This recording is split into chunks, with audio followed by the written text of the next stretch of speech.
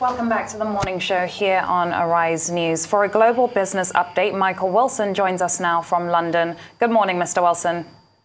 Good morning. As you can imagine, most things sort of really on pause before we get those big jobs figures from the United States round about our lunchtime time.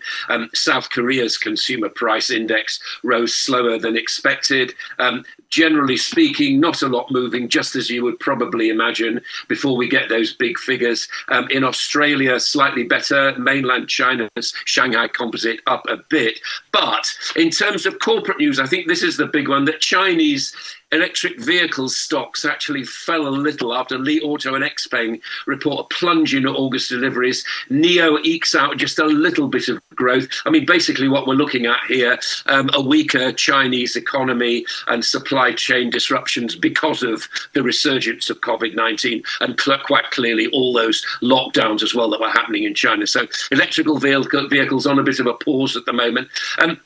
Turning our attention to another part of Asia, Sri Lanka and the IMF have reached a preliminary deal on a $2.9 billion loan. They're going to extend the one that they have at the moment. It's under the IMF's extended loan fund facility, but it'll be only dispersed. It will only be dispersed if the satisfactory debt restructuring, including debt relief arrangements between Sri Lankan authorities and the country's creditors, you know, the international people have actually lent Sri Lankan money. So as I said, let's turn our attention to the United States, and most things pretty obviously stalled before the big one. The reason it's so big is that this is probably the last point of a big economic picture that the Fed will get before it considers raising rates, as it surely must at its September meeting. Question is, how many economists expecting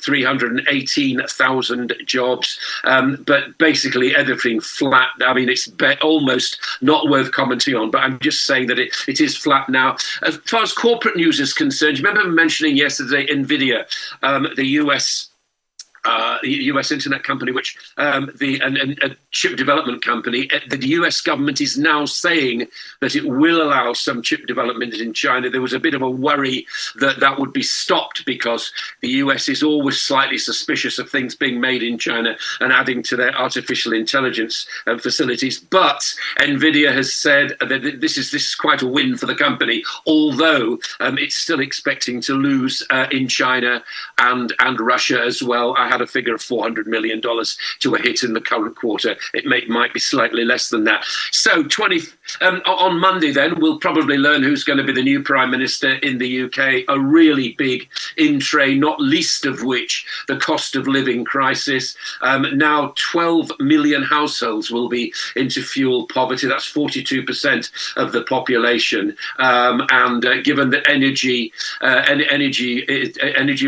caps are going up by 80%, the Chancellor at the moment, Mr. Zardawi, has actually said that there are going to be VAT cuts and business cuts to help small businesses. But again, we'll have to see that. The UK actually switching to green energy requires the same sort of urgency, according to the boss of Octopus, which is one of the energy companies, as this country did with the COVID jabs when all that was rolled out, which seems all that time ago, doesn't it? The government's saying it's had a 500% increase in renewables. Meanwhile, Prime Minister Boris Johnson, we're getting confirmation of that £700 million for a new nuclear plant at Sizewell C. And finally, oil prices, again, tumbling very slightly. I won't do it up to date as far as the market's concerned, because there's no real point. These things change so rapidly, but the long and the short of it is that oil is coming down as a result of various lockdowns. The most latest one in Chengdu in China. World demand probably seen to be actually falling. It will be a big shock for the Chinese economy, that lockdown, hence the oil price going down for the moment. That's the global view. Michael, I'd like to talk about inflation in the Eurozone. We're seeing high numbers come out now. Germany, 9%. But on the contrary, Spain, inflation is not as high, or is not getting on the increase, but those big economies are beginning to face inflation. Is there a model at which you think the ECB will be able to stem the tide of inflation in the Eurozone, owing to the fact that the Americans are trying so hard to fight inflation, and the ripple effects historically will always come back to economies like Europe, Germany, and the likes. Remember what happened with the stock market crash in 29 and the ripple effect on the German economy and the likes, and the interconnectivity of the world economy. Is the EU prepared for it? Is the ECB prepared for it?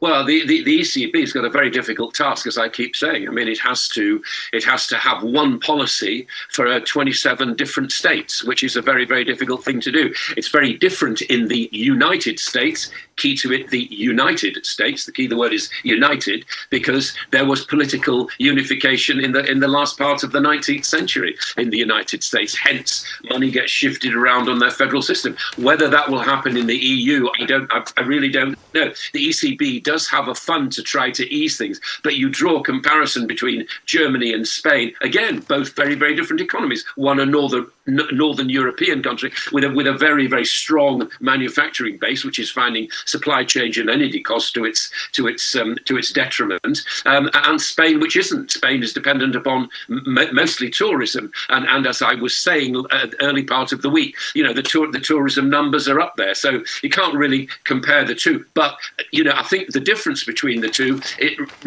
writes what the whole problem with the EU is, that there are different economies at different stages and different constituents, and how you actually have one interest rate policy over all those, don't know. But there's no question that the ECB, as it said when it last met, was taking a gradualist approach. But we are going to see interest rates rising from their September meeting, no question about that. Okay, Michael, just a number of things about Russia. And to ask the question, can economic warfare actually defeat Russia's actual warfare?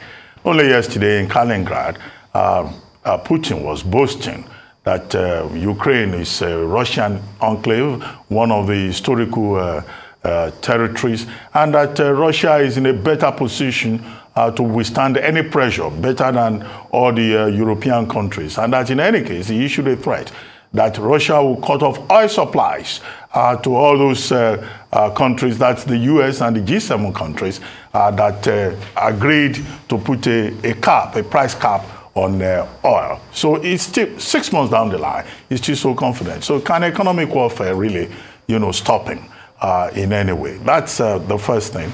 The second thing, of course, is that on Tuesday, you brought up the death of Mikhail Gorbachev. And, the funeral ceremonies will seem to have shown the very bad side, the worst side of Putin. Putin, yes, paid his respects yesterday, Thursday morning, went to the hospital, made a sign of the cross, dropped, carnation and all of that. But Gorbachev, when he will be buried tomorrow, Putin will not be there. And the excuse that the Kremlin is given is that President Putin is very busy. His schedule will not allow him to come there. Gorbachev will also not be buried alongside at the Hall of Commons, where the burial place for Lenin, Stalin, and many. He will be buried beside his wife in a public cemetery in Moscow.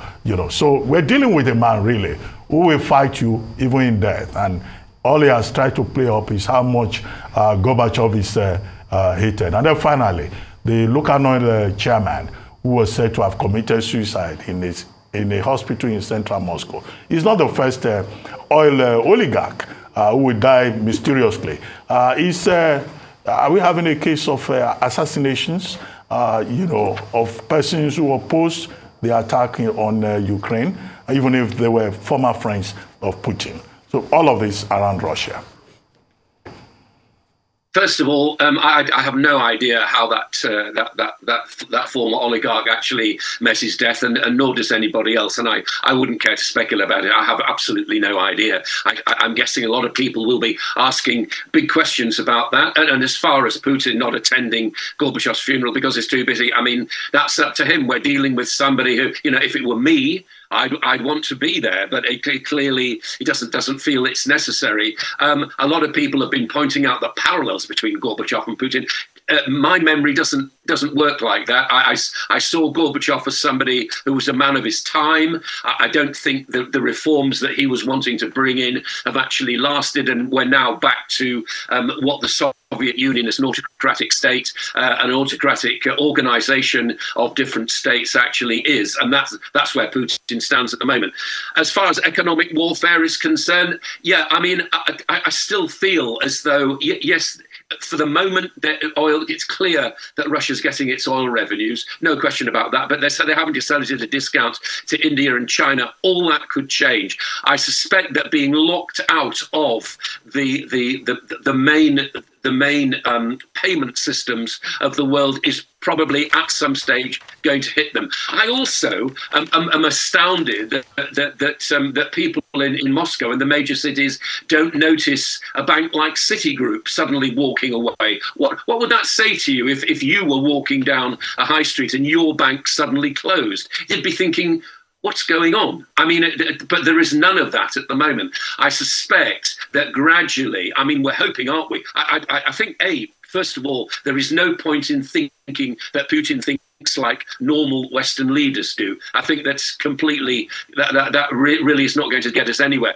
I think the necessity of Russia not joining in with the international system will eventually begin to bite. Whether or not its citizens are allowed to show dissent, feel dissent. Remember, this is a country that has been through an enormous amount in the past 200 years. I mean, an enormous amount. There are still politicians in the Labour Party in this country, you know, a year ago, not to realise what kind of person Stalin was and what kind of revolution Lenin actually started. They thought it was good news. I don't think the relatives of the 2 million people who disappeared would feel the same. Again, we're not dealing with somebody who actually exists as we would like to think. Thanks, Mr. Wilson. Do enjoy the rest of your day now. For business updates across the African continent, Rotas Odiri joins us in the studio. Good morning, Rotas. Good morning, Leila. Good morning, Doctor. Good morning, Rafai. Good morning to all our viewers. Yeah, we begin, pretty much all the headlines coming from Nigeria. First off, Vice President Yemi Osinbajo, who departed for the United States to gather support funding for the energy transition plan, zero emissions for Nigeria for 2060. He met with the president of the World Bank, David Malpass, and they talked about a number of things. In fact, Malpass, he sounds like a politician who's on the same campaign stop, stressing the same issues. Here's his tweet. It says, a productive meeting today with the Vice President, Professor Osinbajo of Nigeria. Good talks on the importance of exchange rate unification. He lists that first. And exchange rate stabilization. 2, phasing out fuel subsidies. And then he gets to why Osinbajo is in the United States, which is Nigeria's energy transition plan and integrating climate and development. And in that, they put out a note on the visit saying that by stabilizing your exchange rates, unifying it, you can bring in more FX inflows. You saw our capital importation numbers, which is the same old story with respect to dwindling amounts of funds coming in. And most of those funds are, portfolio investments, aka hot money that doesn't really stay. So he's saying to bring money in that's going to stay, you have to emphasize unifying your exchange rates and stabilizing it. He also talked about fuel subsidies. Fuel subsidies, they need to be phased out. Malpass has been singing the same song for forever. And then he talked about, of course, the energy transition. I believe the World Bank and SunTrust Institution, I think is the other company, they've pledged $1.5 billion each to this. I think we're looking for 410. We got 3 so far. We got something. So they've pledged that to our energy transition plans for Nigeria. Again, net zero emissions by 2060. So that's Vice President Osinbajo, who is still in the United States. He's going to meet with Kamala Harris, VP. He's going to meet with Jennifer Granholm, who's the U.S. Energy Secretary, Janet Yellen, and a whole bunch of other people. So we're getting lots of updates from the Vice President.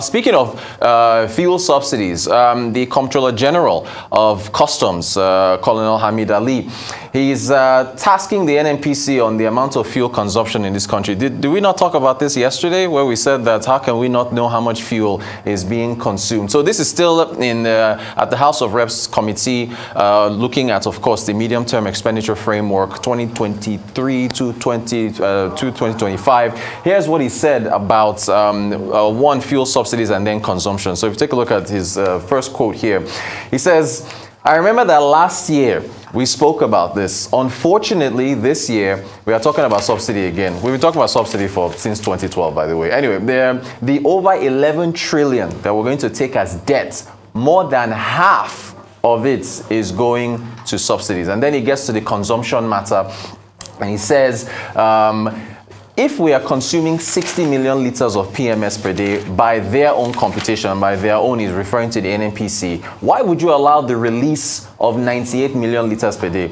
If you know this is our consumption, why would you allow that release? He said a whole bunch of other stuff. Well, those are the main takeaways from his presentation before the National Assembly. And still on fuel, we go to aviation. We've been talking so much about how Jet A1 expense has been impacting the private sector. Well, it's also impacting the government. Air Marshal Isiaka Oladayo Amao, who's the Chief of Air Staff of the Nigerian Air Force, says that they are being impacted by the Jet A1 price spike. And if I quote on every time, everyone who is facing a price issue in Nigeria says this: if something is not done soon, then there will be consequences. I'm not sure what he wants to be done. Whether, you know, they are buying Jet A1 at 930 naira per liter. In the budget for 2022, it was budgeted at 360. So that's already obliterated. They might have to look at that again. But essentially, Nigeria's air defense and ability to fly her jets is being impacted adversely by this Jet A1 fuel price hike, which, if anyone's wondering, is now, of course, going back to the Russia-Ukraine war and the fact that commodity prices have spiked. We go to banking. UBA, United Bank of Africa, they put out this tweet saying, to ensure your safety and that of our employees, some of our branches will now close earlier. And it says, click on the link to see the affected branches and their closing times. We encourage you to make use of our digital channels, which will remain available 24/7. And then they put out the branch notice as well on the Twitter page.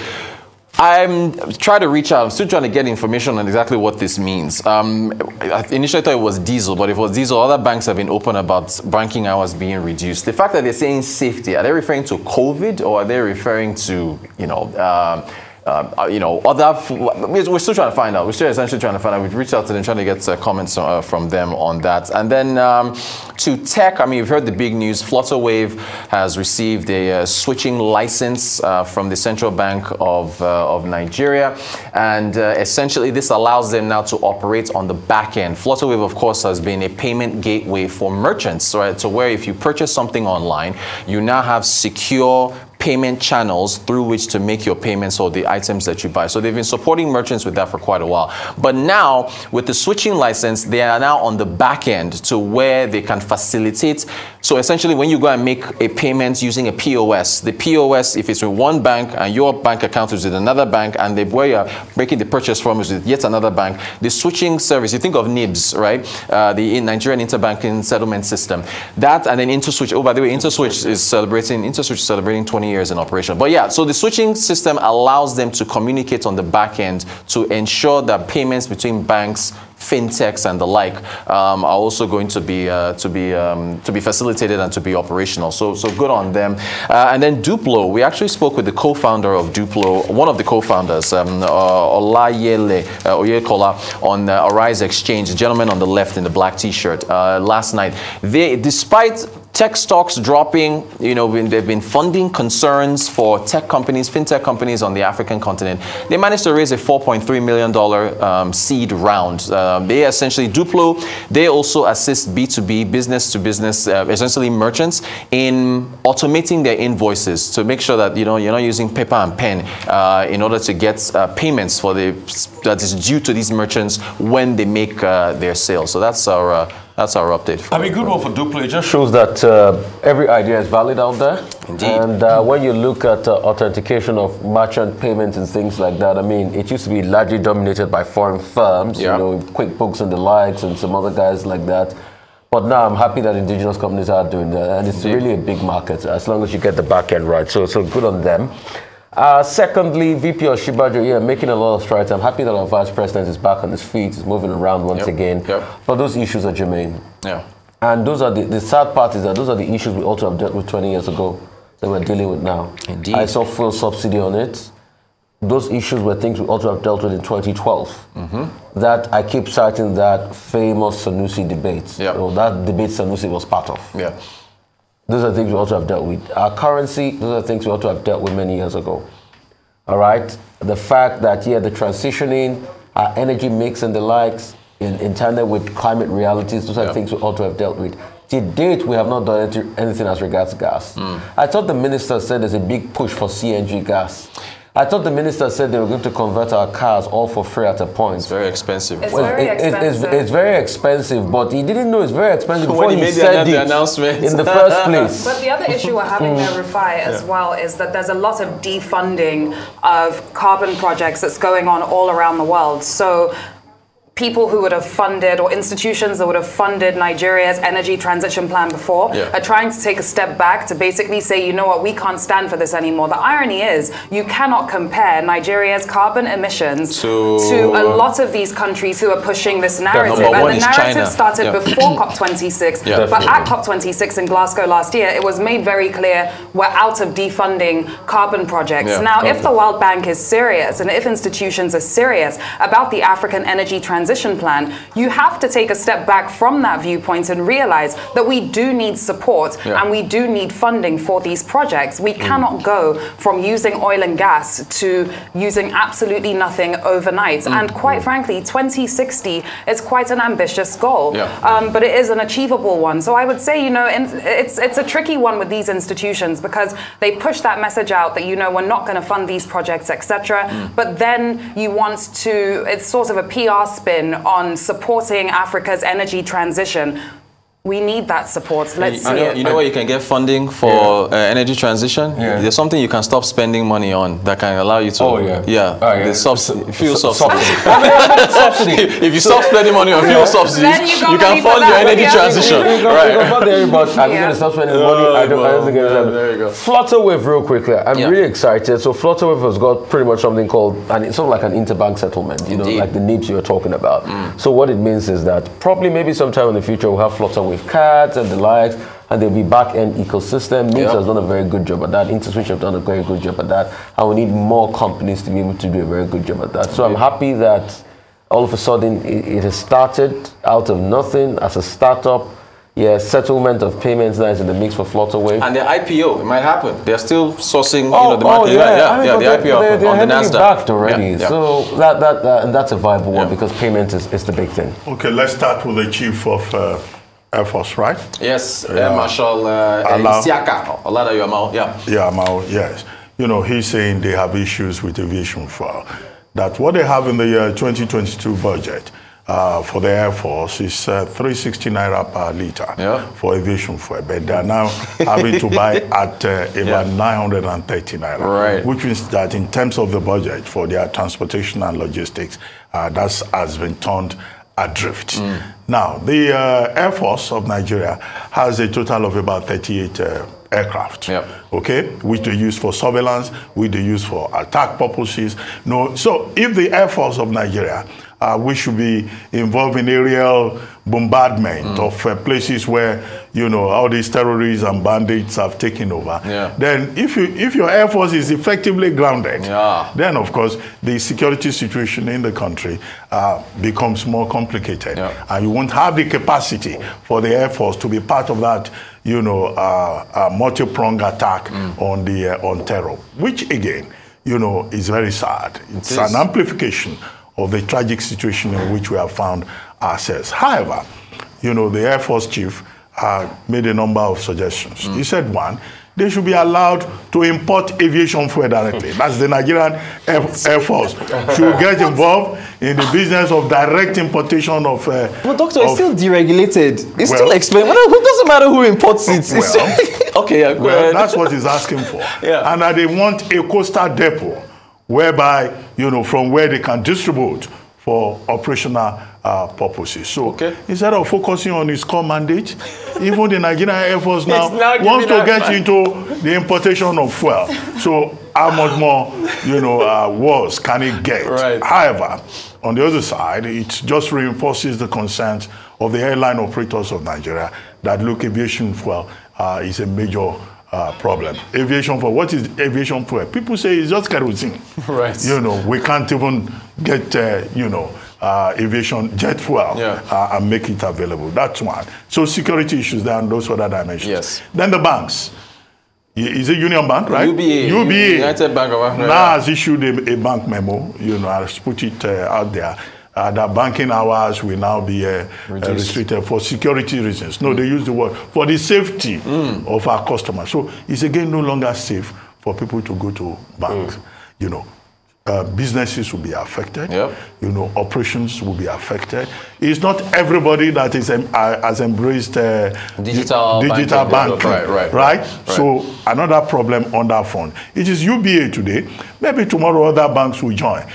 We're told this is in Abuja, where maybe there is a similar thing in other parts of the country. Again, we're paying the price for security challenges. Right. Andrew Nevin was on Arise News yesterday, where they were discussing foreign capital importation into Nigeria in Q2 2022. And one of the reasons he cited that, look, we have issues, particularly with foreign direct inflows, and we have a majority of portfolio investment, simply because there are security challenges in Nigeria. Who wants to come and put structures on ground in Nigeria if the place is not secure? So all of these things are interconnected, but the major challenge is, what is the way forward? Right. Who is thinking about this? Who is thinking out of the box? Who is going to provide solutions? We discussed PDP this morning. Chairman and one governor, they are fighting. In APC, as we have also discovered, there is quarrel over religion, over it can be overwhelming. Right. It can be overwhelming. Thank you very much. Thank you. Thank you. We'll take a short break now, and when we return, we'll be talking to the Catholic Bishop of Sokoto Diocese, Bishop Matthew Hassan Kuka, who recently celebrated 70 years with a book presentation. Stay with us. We'll be right back.